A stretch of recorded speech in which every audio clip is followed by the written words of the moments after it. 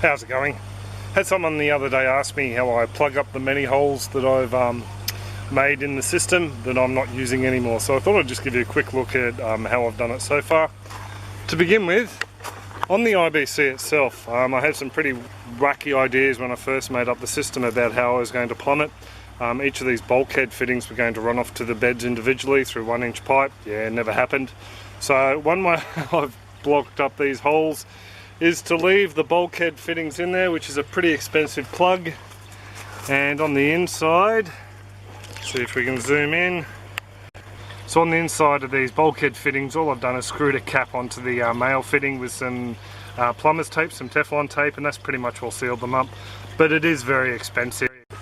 If you wanted to make a more permanent plug for something like this, which is a hole that I pretty much won't be using again, and like I said before, these bulkhead fittings will be coming out because they're expensive, what I plan on doing is popping in a 1-inch uni seal, drilling the holes out, popping in a 1-inch uni seal, then getting a section of pipe with a cap that will be going in from the inside, going in that way so there won't be an orifice inside the tank for the solids to collect, and the cap will actually be glued on the pipe.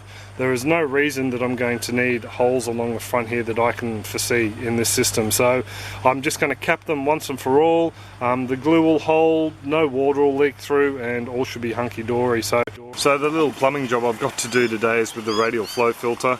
It was supposed to sit over there with a moving bed biofilter next to it, so it had an inlet down the bottom and an outlet out the top. Unfortunately, plans changed.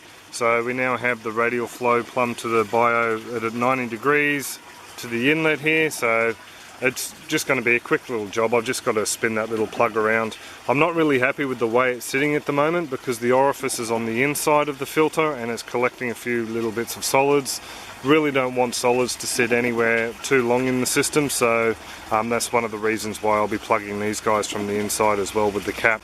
So I'm just going to push this pipe all the way through the uni seal now. Go from the inside and work it, and as you can see she's a little bit gunky, so now all I'm going to do is pull the uni seal out from the outside, pop them in the inside. Sorry about the wobbly camera work there. Now what I'm going to do is just put some plumber's tape on the end of this pipe here.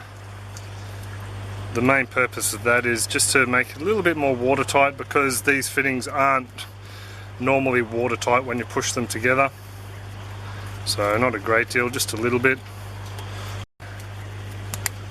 And then I'm just going to grab the cap and push it on. Just give it a bit of a spin, a bit of a squeeze, and there we go. So now all I'm going to do is just lubricate the pipe a bit in the water down the base there and push it through the uni seal. So this might take a while. Sorry about the wobbly camera there. There we go, and you're away. So the lid will fit on nicely here. Screw the lid on. I actually just sit it on. And then the bucket, bottomless bucket, and that won't interfere with the way things work at all. Just to give you a bit of a closer look, just down the side there. So more than happy with that. I think it's done a great job. So the filter's been running now for about 15 minutes, so there will be water up along the bottom edge of this, and I see no leaks on the interior and none on the exterior, so she's all hunky-dory. So that's pretty much all how I'm dealing with plugging up these holes from now on. Like I said before, it's going to take a while before I can do those ones. So there you go. There's a bit of a clip for those of us who cut first and think later. So hopefully you won't have to do that, but if you do end up with one of those pesky holes, that's a nice way to plug them up.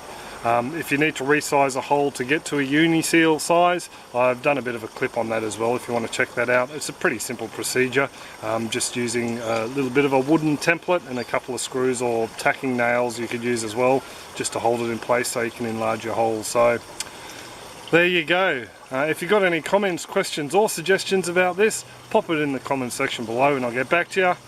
Other than that, I hope you all have a fantastic one and I'll catch you later. Cheers! Some happy fish.